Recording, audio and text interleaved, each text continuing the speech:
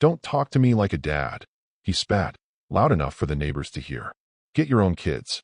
He stood there, all 17 years of smug adolescence, towering in front of the picnic table like he'd just delivered a TED Talk. And the kicker? Laughter. From her side of the family. Even her uncle clapped once, probably thinking it was some edgy rite of passage, like a roast gone wrong. I glanced at Karen. Nothing. She was too busy sipping wine spritzer and checking her phone. No correction. No pushback. Not even a look. I flipped the burger. Just once. A little too hard, so the grease popped. On instinct, I didn't speak. Didn't react. Not out of shock, but calculation. You ever feel something settle in your chest like wet cement? That's what happened in that moment. It wasn't anger. It was clarity. Cold. Heavy. Permanent. The patio went quiet for a few beats. Then someone coughed. A kid ran past with a water balloon. And like a bad joke, everything resumed, except me. I stayed standing at the grill, flipping meat for people who wouldn't spit me out if I were on fire.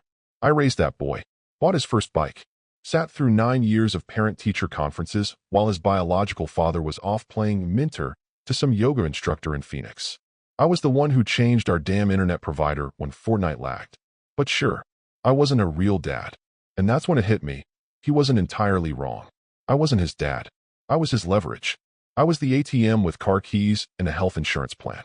The emotionally stable prop in his mom's were a blended family performance art piece. That trust fund he likes to flash around school like it's his birthright? Yeah, that wasn't his ex-dad's doing. It wasn't even Karen's. It was me. Me and a very clever clause signed off 2 years ago during one of their co-parenting resets when her ex was trying to dodge back tuition by co-investing in their future. The signatures were clean. The notary was a friend. The clause? Hidden in plain sight. And 2 weeks ago, after some very expensive legal whispers, I became the sole discretionary signatory for both boys' trusts. You know what that means? It means the second he said, get your own kids, I finally did. Now I know I should have walked away. Should have told someone. Should have said something to Karen. But I didn't. Because deep down, I was waiting for that exact moment. A moment so obnoxiously cruel, it would justify everything I'd already done behind the scenes. I watched him strut away, popping open a soda like he'd won something. I flipped another burger. 1 beer. 2. No smile. Just the hum of the electric lantern and a slow-burning fuse in my gut. And if you're listening this far, and you're one of the 90% who aren't subscribed, do me a favor. Hit that button. It means more than you think. Keeps this story going, keeps the team fueled. Especially when stories like this. They're not just fiction. They're real, and they're heavy. I stayed outside long after everyone went in. Just me, the grill, and the echo of that boy's voice stuck in my skull. Get your own kids. All right, kid. Challenge accepted. She served salmon like it was any other night. A little too dry, a little too seasoned, and somehow colder than it should have been. Like it had been sitting there too long. Fitting, really. The table was quiet. The younger one scrolled on his phone with earbuds in, nodding to some song I'd never heard. The older one, the mouthpiece from earlier, was pretending nothing had happened. Karen sat across from me, wine glass in hand, fingers tapping out replies on her phone with a soft grin that twisted my stomach more than any insult ever could. Then it came. A laugh. Low, knowing, and meant to be noticed. She didn't look up when she said it. He says thanks for keeping him in the loop. Said he always knew how to handle boys. She smiled at the screen. Like she was proud of herself. Like she had some secret alliance running behind my back with the man who walked out on his own children, but still got to be the real dad, because of a few shared chromosomes and an ability to say no louder than I ever did. I didn't blink. Didn't even stop chewing. I just nodded. Because 6 weeks ago, I restructured both trusts. Because 2 years ago, when she begged me to help the boys feel safe, I put together an ironclad fund, with terms so generous even her ex called it shockingly fair. Because 3 months ago, I met with a new firm, one that doesn't advertise, doesn't post online, and doesn't forget details. We combed through every line, every clause. And we found something Karen never noticed. Something her ex's lawyer, probably on a 3rd glass of scotch, didn't realize he was approving. Clause 14b. In the event of prolonged absenteeism, combative co-parenting, or any demonstrated act of misalignment with the long-term welfare of the beneficiaries, discretionary control could shift. Permanently. No notice required. It just needed one trigger. Just one moment of public clarity. One proof of fracture. And today, when that smug teenager told me to get my own kids, while Karen sipped sangria, and watched her ex thank her for playing gatekeeper. That was it. That was the moment the trigger clicked. I leaned back, fork down, napkin folded. It felt like watching the second hand on a clock tick over into a new hour. They didn't see it. They never do. They think power comes with yelling, posturing, saying the cruel thing in public, and hoping the silence means submission. But real power? It sits quietly. It eats dry salmon and watches people self-destruct in slow motion. I looked at the boy, at the mother, at the family. I kept afloat with nothing more than calm sacrifice and patience mistaken for passivity. They had no idea the temperature just dropped 20 degrees. That the storm was already here. Not screaming. Not slamming doors. Just paper. Just ink. Just signatures. The trust firm had already sent out the notices, sealed, time-stamped, irrevocable. By the time they'd figure out what happened, it'd already be too late. She poured more wine. He laughed at a meme. And I smiled, just a little, because sometimes the cleanest revenge starts with dinner and ends with everything you thought belonged to you being signed away quietly, indisputably, forever. Karen cried when I offered it. The trusts. Not because of the money. God, no, she expected that. But because I framed it like an act of unity. A fatherhood. I used the word, ours. And that made her feel safe. Like we were building something clean and noble together. We just want them to feel secure, she sniffled, squeezing my hand across the kitchen table. It was 2 years ago. I still remember the way the pendant light swung above us, catching the glint of her engagement ring, the one I bought after her ex blew through the last one during what he called his reawakening period. That kitchen table had seen a lot. Homework, apologies, silent breakfasts after late-night arguments. But that moment, that one was crafted, clean. She had mascara streaks, wine breath, and just enough desperation to finally say the truth out loud. I need help, she said. Real help. Something that gives the boy structure, stability, a future. And like an idiot, I gave it to her. But not without a condition. The documents we signed that day were straightforward enough on the surface. Each boy would receive an education and wellness trust. Contributions would come from all parental figures involved. Me, Karen, and, begrudgingly, her ex, Brandon. The clause that changed everything was nested halfway through the page, right after the section on fiduciary duties. In the event of prolonged parental absenteeism or active misalignment with beneficiary welfare, discretionary authority shall vest solely with the remaining contributor demonstrating consistent support, as defined by annual tax filings and documented involvement. It wasn't hidden. It wasn't buried. It was legalese, yes, but it was signed. By all parties. Especially Brandon. Because back then, he thought he was getting a shortcut to college tuition. He smiled during the signing, even winked at me. Big step, he said, real mature of us. And Karen? She just wanted the safety net.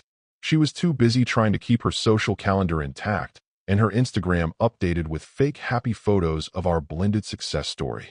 They didn't read the clause, but I did. And now, after his glorious performance at the barbecue, after the boy he fathered told me I didn't count, it activated. Not in court, not in some dramatic showdown, but in a filing cabinet, in a vault, in a notarized page dated, time-stamped, and sent to the managing firm last week. I'm the only one left who qualifies. The only consistent contributor. Brandon took himself out with his absence. Karen took herself out with her complicity. And me? I took the pen. The updated documentation gives me sole authority over all disbursements, freeze rights, tuition access, debit card control, and asset transfers. Neither parent can override it without triggering a full audit. They won't even try, because they'd have to admit they never read the fine print. And the best part? I didn't even have to lie. Everything was legal. Everything was consensual. Everything had their names on it. You want to know what betrayal looks like after 30? It's not screaming. It's not cheating. It's a PDF you signed 2 years ago because you were too lazy to read past page 5. Now the money they thought was theirs, the future they thought was prepaid, is mine to allocate. And guess what? Entitlement has a cost. And I've decided they're overdue. 6:04 a.m., Monday morning. Somewhere in his overpriced apartment across town, Brandon opens his email half asleep, still crusted in last night's bourbon and whatever fleeting validation he found at that cigar bar he loves so much. Subject line, disbursement freeze notice, beneficiary account number 0241. He probably thought it was spam. Probably swiped right past it at first. But then curiosity, or paranoia, kicked in. And once he clicked it open, he sobered up fast. Attempted access, denied. Reason, authority reassigned. Further details in Clause 14b of the trust agreement. Brandon, for all his loud swagger, never handled paper well. He was the guy who signed documents without reading them, assuming his name and tone would do the heavy lifting later. That stopped working at 6:04 a.m. He tried to log into the trust portal. Error. He called the support line. They confirmed it. His access was gone. His contribution balance was intact, nothing stolen, but he was no longer a decision maker. Not even a secondary, just a name on a footnote. He lost it. 30 minutes later, Karen's phone exploded. I heard her before I saw her, sprinting down the stairs in that ridiculous sleep shirt that says, "Wine o'clock," hair wild, phone clutched in a death grip. She was yelling into the speaker. "What are you talking about? What freeze?" Brandon was screaming. Something about how the boys wouldn't be able to pay for that upcoming robotics camp. About how his card bounced when he tried to Venmo their shared dentist. He wanted to know who the hell authorized this. I didn't move from the kitchen island. Just stirred my coffee slowly. Karen turned to me, eyes wide. "Did you touch the accounts?" I took a sip, looked her straight in the face. Why would I do that? Then it came. Her phone dinged again. New email. She looked down. Subject: Authorization reassigned per Clause 14b, executed. And then, everything slowed. I watched the blood drain from her face in real time. Watched her eyes skim the message. Watched her lips form words she didn't say aloud. Her knees softened. She sat down without realizing it, the phone still in her hand like it had physically betrayed her. She blinked. Twice. Then whispered, "What's Clause 14b? She never bothered to learn. She thought those trust documents were ceremonial. Like the vows she'd broken once already. Like the promises she kept vague enough to slither through. But the law doesn't run on vibes. It runs on ink. And that clause, the one they skipped because brunch was starting and Brandon had a tea time, that clause is now her goddamn reality. Karen stood slowly, like her body was being rebooted. You reassigned authorization? When? Last week, I said calmly. After consultation. Legal. Clean. I CC'd your attorney. He never responded. But why? I raised my eyebrows. Really? She blinked again, and the first flicker of fear crept in. Not panic yet, but dread, cold and creeping, because she realized this wasn't just a slap on the wrist. This was governance. This was control. And the man she let be humiliated in her backyard was now the one deciding where her children's tuition, medical bills, and future housing stipends would go. And her ex? Still screaming on the phone. But the line went quiet when Karen whispered, "It's already done. He has full authority now." Brandon's voice dropped an octave. Jesus Christ. Karen, what did you sign? That's the thing. They signed everything. I just finally made it matter. Karen always loved playing the part of the poised professional. She had the office with the fake fiddle leaf fig and the inspirational quote framed in soft rose gold above her desk. Grace under pressure is power. That morning, Grace didn't show up. Pressure did. And power? It was walking straight toward her with a $12,000 Brioni suit and a face like he hadn't slept. Brandon's boss, Matthew Coulter, CEO of the private equity firm where Brandon had somehow managed to park his mediocrity for 7 years, didn't wait for the receptionist. Didn't knock. Just opened the frosted glass door with the force of a man holding a lit grenade and no pin. He slammed the printout on her desk. This signature, he barked, jabbing the page with one thick finger. This clause. Who gave him this authority? Karen barely had time to stand. I don't know what you're talking about. It's your name on the joint trust. It's your kids. You and your ex created this feeder. And now he, Coulter jabbed again, has discretionary authority to halt disbursements. Not just to the boys, Karen. To us. The downstream fund tapped into their trusts as a liquidity cushion. His freeze triggers a network alert. It's a compliance nightmare. Karen blinked. It was like he was speaking another language. He's just their stepfather, she whispered. He wouldn't. Coulter stared her down, then dropped his voice. He already did. That's when the color left her face for good. Karen reached for the document, like touching it might somehow undo it. Her eyes scanned the section, but it was gibberish to her. Clause 14b. Emergency Authority Transfer. She was seeing it for the first time. It wasn't supposed to be real. It was supposed to be symbolic. The man who always packed the lunches, who always paid on time, who sat through every family therapy session while her ex recycled excuses, that man wasn't supposed to be dangerous. But now, he wasn't just a stepfather. He was a gatekeeper, and the gates were locked.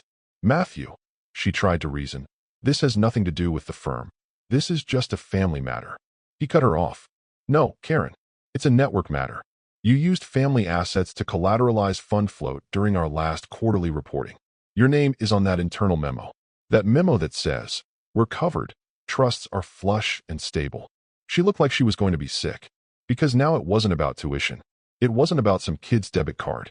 It was about audits, SEC filings, a cascade of financial red flags pinging through a system her husband-turned-observer now had the ability to trigger, just by freezing a disbursement, just by pressing send.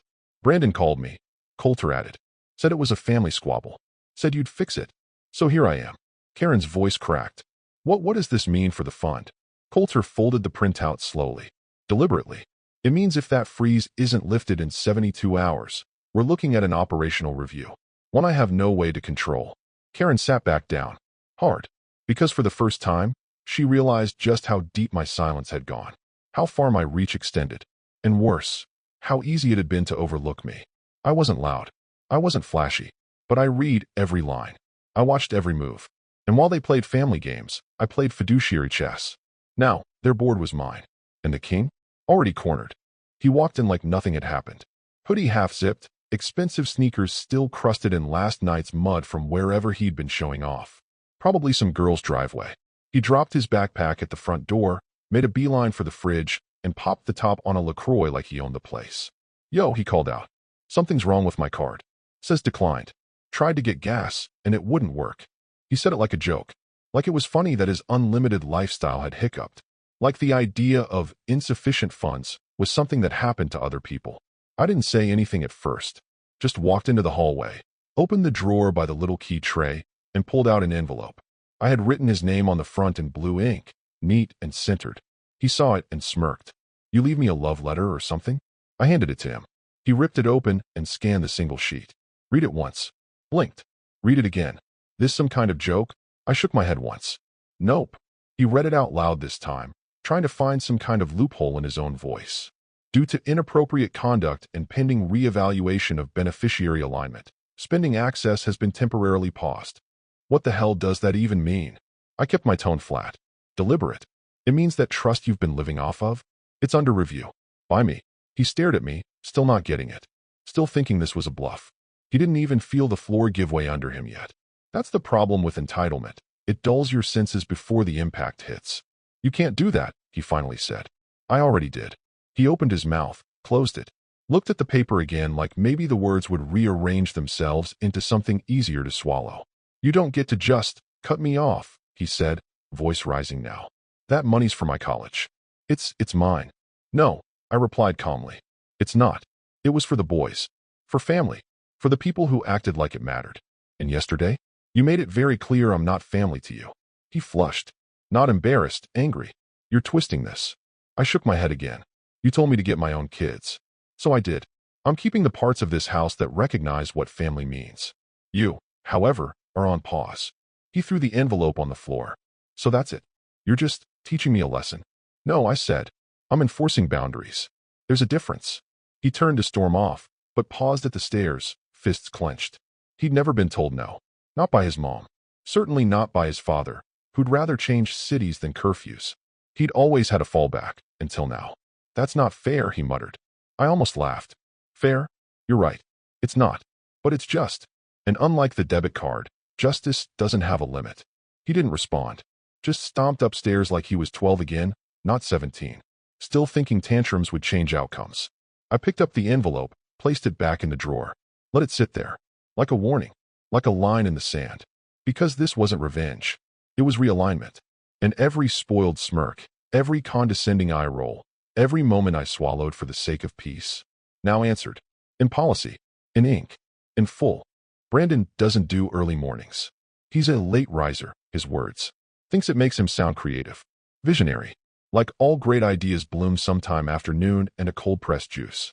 But Tuesday morning, he was up at 7:13 a.m., unshaven, furious, dialing into a private conference line with trembling fingers and a pre-written script in hand. Desperation is a funny thing. It makes even the loudest men whisper when they need something. Emergency session, he announced, voice cracking as he joined the board call. I need access reinstated. Immediately. There's been a bad faith takeover of the trusts. My son can't even access funds for school. This is beyond personal, It's sabotage. There was a beat of silence. Then came the voice of Robert Ellison, the firm's senior compliance officer. Calm, clipped, lethal. Mr. Tate, before we proceed, were you the primary contributor to the trust in question? Brandon blinked. What? No. Look, it was a family trust. Joint parental effort. The mother and I. Ellison cut him off. Primary contributor. As in, the majority capital originator over the trust's duration. Brandon looked off screen. You could almost hear his pride rearranging itself into panic. No. I mean, not directly. But that's not the point. The funds were always intended for my boys. Another voice joined. Legal this time. A younger woman, sharper than she sounded. Mr. Tate, your status was contingent. Your authorization was honorary, contingent on continued alignment with all fiduciary parties. Clause 14b was triggered by a legal and documented breach of behavioral alignment. Brandon started to talk, but the call didn't care. In simple terms, Ellison added, you were a courtesy name. The authority was always his to claim, once certain conditions were met, which they now have been. Karen sat in her office, on speaker, listening in. I wasn't there, but I know her face in those moments. The color gone, lips parted, blinking like she's buffering, probably mouthing the word no over and over. Her pen frozen midair. Because this wasn't just some trust drama. This was war. And I'd already won. Brandon's voice came back, louder now, strained. He's doing this out of spite. He's punishing the kids. Ellison replied, flat and cold. Mr. Andrews has not violated any terms. In fact, his actions so far have adhered strictly to the guidelines your legal team once approved.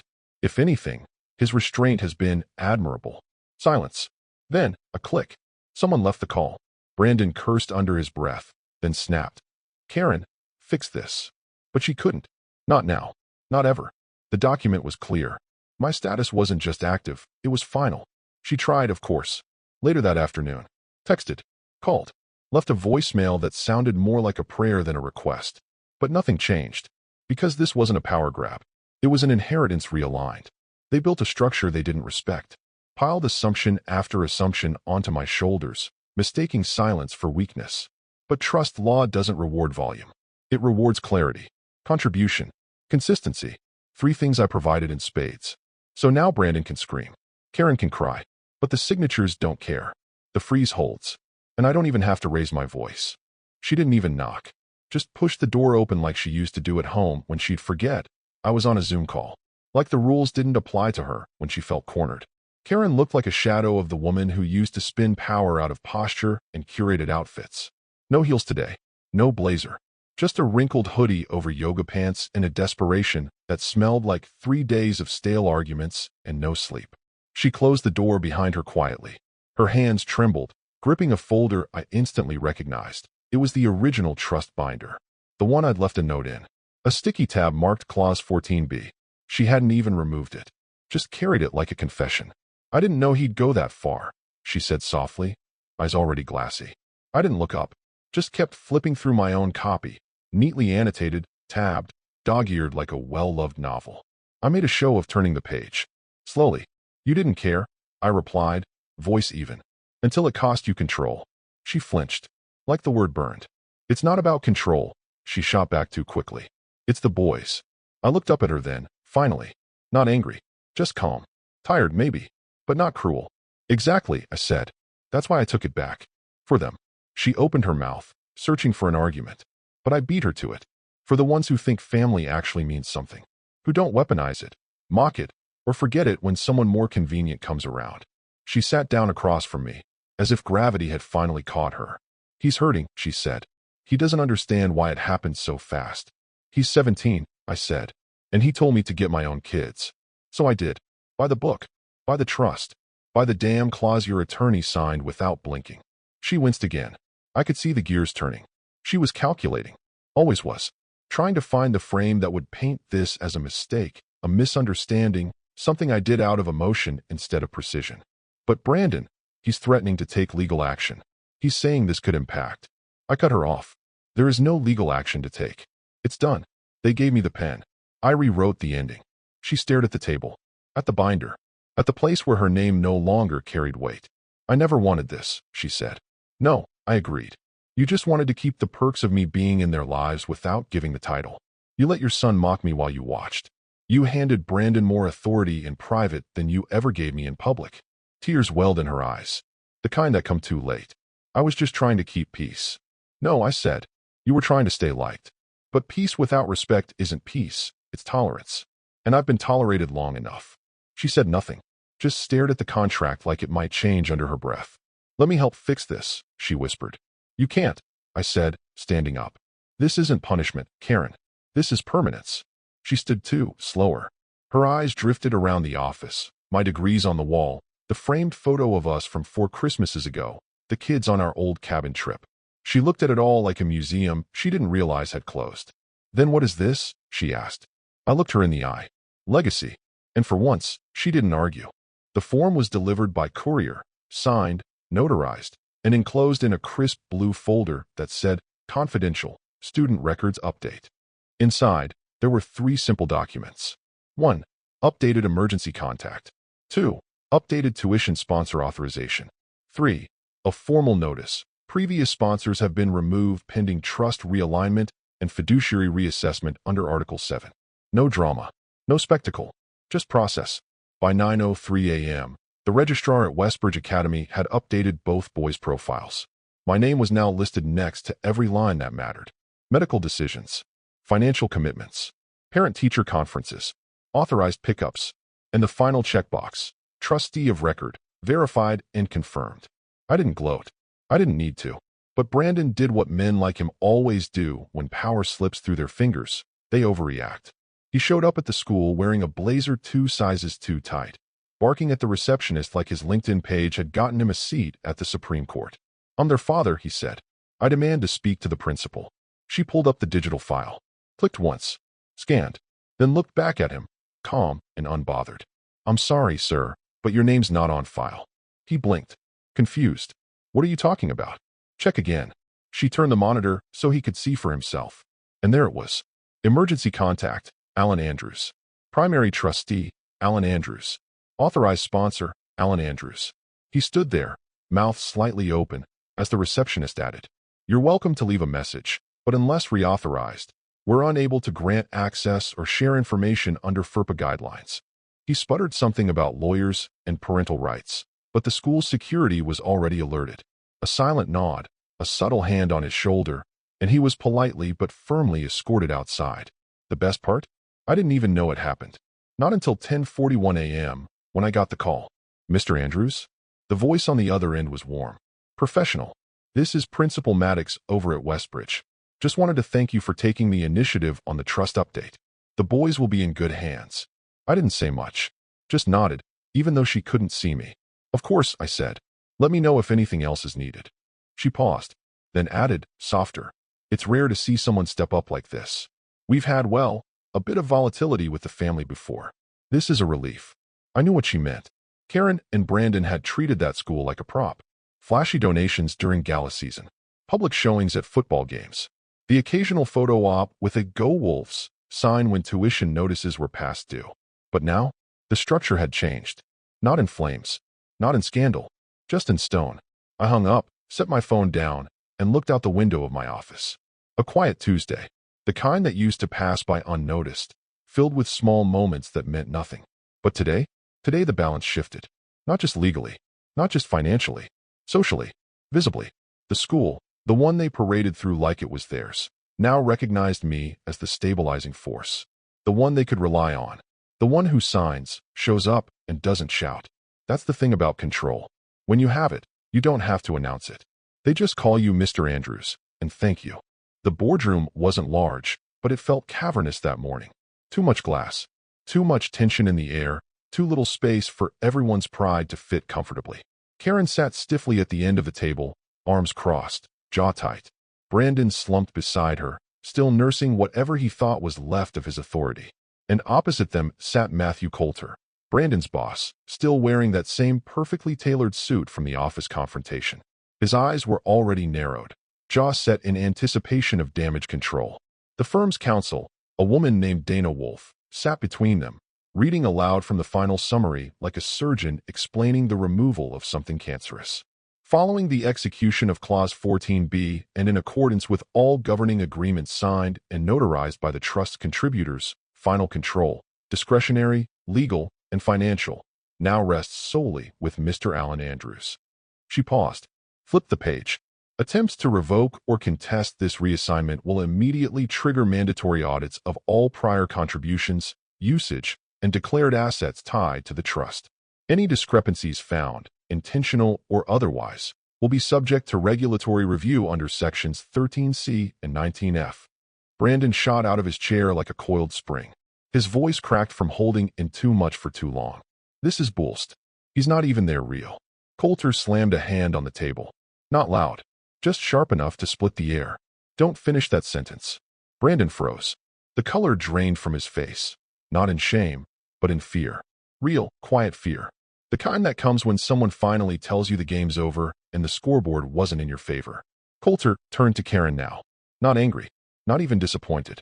Just done. You gave him the pen, he said, his voice steady. And he rewrote everything. Karen didn't speak. She didn't even flinch. Her eyes locked on the conference table, laser-focused on some imaginary spot on the wood grain. Because what could she say? That I shouldn't have done it? That I should have accepted being invisible forever? That after all the cold shoulders, the silence when her son humiliated me, the back-channeling with her ex to keep the peace, I was still supposed to play my part and pay my dues? No, that was her mistake. She thought love came with lifelong subordination. That loyalty was the same as submission. That just because I didn't raise my voice, I didn't notice when she stopped calling me their father and started referring to me as Alan, their stepdad. The attorney slid copies of the signed documents forward. Not for discussion, just confirmation. Karen picked hers up like it weighed 50 pounds. Brandon didn't touch his. This isn't the end of it, he muttered. We'll see about this. Coulter interrupted again, not even looking at him this time. No, you'll see about severance. Brandon froze. Stared. You're firing me? Not officially, Coulter said. But your name's now a liability on every internal memo attached to this trust. Our legal team won't sign off on any compliance report with you involved until the audit clears. Which, by the way, it won't. Brandon sat down hard. Karen looked at him, then at the lawyer, then at Coulter, and finally at me. She didn't speak, but her expression said it all. How did I miss this? How did I not see who you were? I returned her gaze with silence. Not smug, not cruel, just final. The room cleared out slowly. Papers gathered. Chairs pushed in. Coulter nodded at me once. Dana shook my hand. Brandon didn't look up again. Karen lingered at the door. One step out, then she paused. I didn't think you'd go this far, she said softly. I tilted my head. You thought I wouldn't know how. She opened her mouth, closed it, walked away. In the end, there was no explosion, no screaming fit, no overturned chairs or courtroom gasps. Just 3 signatures, a transfer of power, and a legacy rewritten, quietly, irrevocably, by the only name that mattered.